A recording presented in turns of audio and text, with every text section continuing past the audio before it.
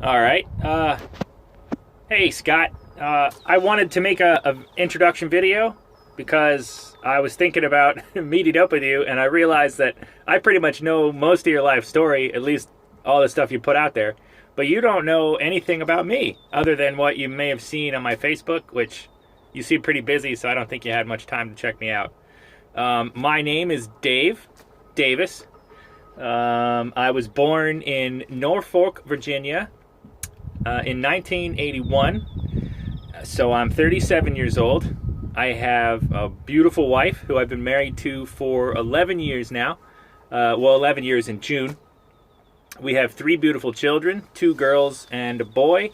One girl is 8. The other one just turned 2 in March. And our boy is just turned 6 months. So that's kind of a little bit of a rundown of the family life. A little bit of background on me. I actually work in heavy construction. I run heavy equipment. Oh. I run heavy equipment, and I've been doing that for a little over 6 years now. I just completed a apprenticeship program that allowed me to get on to bigger jobs, and right now I'm working on a pipeline out in, I believe this is Higgins, Pennsylvania. It's a little place, but it's beautiful. It's pretty much probably exactly the kind of place you have grown up in. So there's lots of it's pretty much just farms out here. And let's see. So a little bit more of my background. As I was growing up, my father passed when I was very young, so I never knew him. But I was with my mom, and she had a few different boyfriends. One of the first boyfriends was a truck driver. So before I got into school, elementary school, we traveled around a lot. So I got to see a lot of the country very young. And I don't really remember a lot of it, but there are a few things that stick out. I really remember Montana. I remember California. Go ahead. I remember a whole lot of nothing through the middle of the states. We spent a few years in Ocala, Florida. Then we moved, and then she broke. Well, they parted ways, and she had 2 boys with him. So I have 2 brothers. I don't really communicate with. They're he came and got them, and they went somewhere else. And I kind of have an idea where they are, but I don't communicate with them. And me and my mom, we moved back to her father's place, which was in Lansdowne, which is just outside Philadelphia. We spent not much long, maybe a year or 2 there. And before leaving Florida, she picked up another boyfriend and took him with us. So he moved up here with us. And then she had a girl with him, and they parted ways. And then we ended up trying to get a place on our own in Norristown. And we lived there for a while she tried to work. And it just didn't work out there. So we ended up moving from there back to her father's. And from there, we moved into an apartment with a friend of hers in the Lehigh Valley in the mid-90s. And from there, I graduated high school. And then we ended up moving with her friend and another friend of theirs to a place a little bit toward Easton.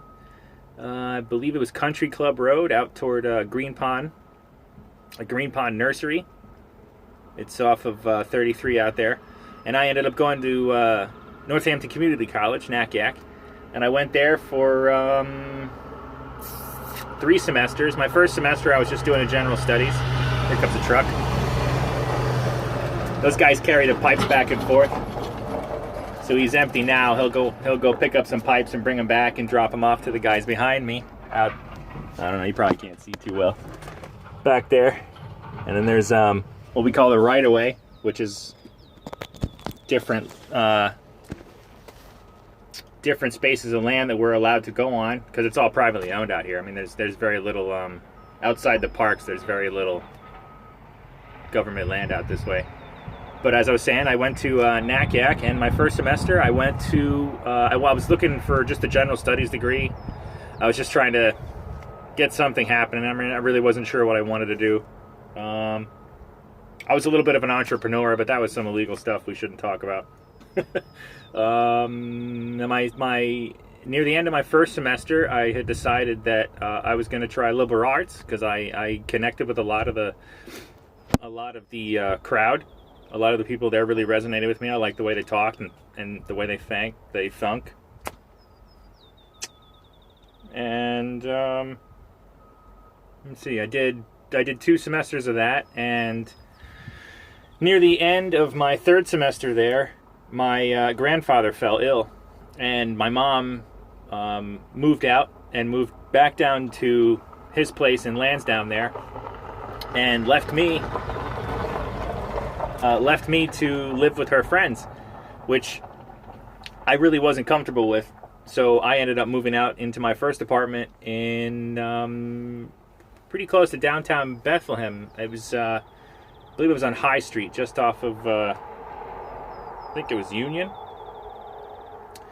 There was a nice apartment building there, so I just picked up a cheap apartment, and I jumped from job to job there. Geez, a lot of different things.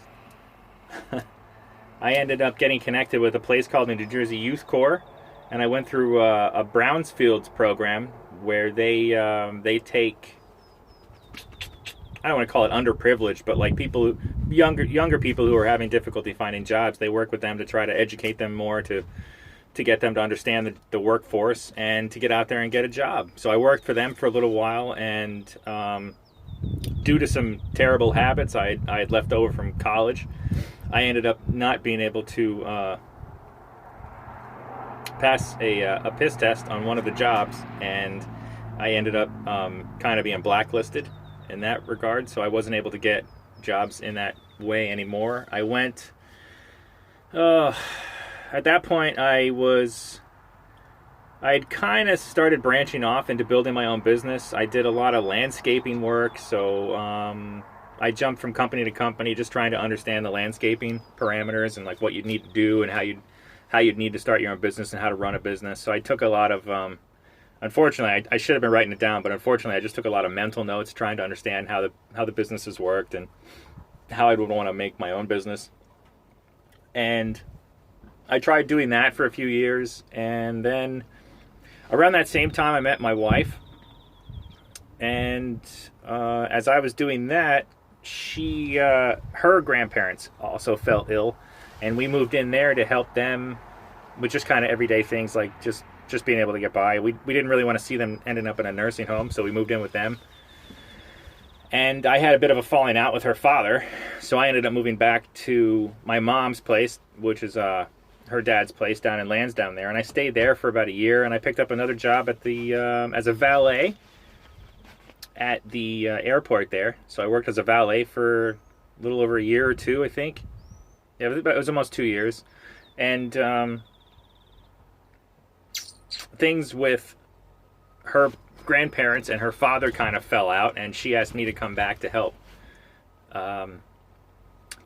there at the house, and we ended up getting married during that time, and we were there about a little over 2 years, and we had our first daughter. And then I had another falling out with her father, and we ended up moving out into our first place together on it was the south end of Allentown. It was up off of South 4th Street, just off of Emmaus. Before you'd up over the hill before you'd get down to 309. So it was up on the top of the hill there. We had our first apartment, and I ended up. Well, she was working at a doggy daycare, so that was interesting. And I ended up picking up a job. Well, actually, I was still trying to build a bit of a business while she was working. So I was home with our girl, and eventually I ended up picking up a job near Quakertown with Penn Stainless Products. They're a stainless stainless steel distribution center. And I worked there for a while, and I picked up some experience running machinery and overhead cranes and forklifts, and I was really kind of into that. But let's see, I worked night shift there for a little over a year, and then I had switched to day shift, and I worked that for a little over a year. But I was really kind of stressed out. It was a very stressful environment, and I was running one of their machines there. It's called a side loader. It looks like a forklift, but you drive it from the side. It's really kind of weird. But I'm not sure if I made the mistake or if the machine had malfunctioned and I just wasn't paying attention enough to make the correction. But I ended up hitting one of the overhead cranes, and it was like 20 grand to have someone come in there and realign the crane. So I ended up losing my job there, and I tried doing my own thing again. I tried after I was pretty confident in my landscaping, and I was able to get enough equipment to keep income coming in. I ended up getting a few small contracts with like property management sort of stuff, where you'd go in and do like a clean out of a property, or like you'd go in and winterize a home. Like you'd board up the windows and make sure that it was secure over the winter. And then let's see, I did that for a little while, and I had a couple people working for me, and I tried partnering with a couple people, and I couldn't get anything that seemed like it was a positive experience. So I ended up looking. I started looking for other avenues that I could have gone through, and I met a friend who he had joined the apprenticeship program. I just said I had graduated from. He had joined the apprenticeship program 2 years before I did, and that was 6 years ago. Yeah, a little. No, I guess 5.5 years ago at this point, and he ended up helping me get in. I did some political work with the union, and they gave me a shot, and here I am now. As far as right now is, I guess about, November of 2014, I had actually had a really interesting mental shift. I mean, when I lost my job at the Penn Stainless distribution center, I kind of had a little bit of a mental breakdown. Like I really wasn't sure. It was definitely up until that point, it was the best job I'd ever had. So I never really understood what it meant to keep a job and have a job, but losing it was devastating to me. I actually drove across the street from there into a shopping center, and I just bawled my eyes out for, I guess, I don't know, probably 2 hours, trying to figure out how I was going to tell the wife I'd lost the job, and trying to figure out what we were going to do. But I ended up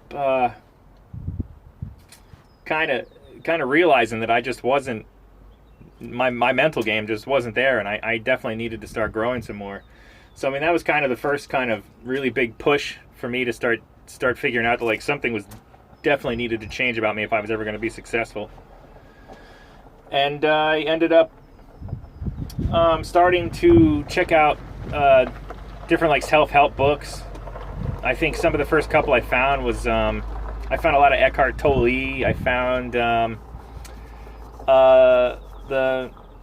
think it was The Science of Enlightenment by I'm drawing a blank on the name. Anyway, I started picking up stuff like that, and that was real interesting. I always had a kind of an interest in science, or in science and in meditation, and it was interesting to find a book that was kind of based around both. So that kind of started me on this little journey. But like I said, going back to November of, I believe it was 2014. Yeah, November of 2014.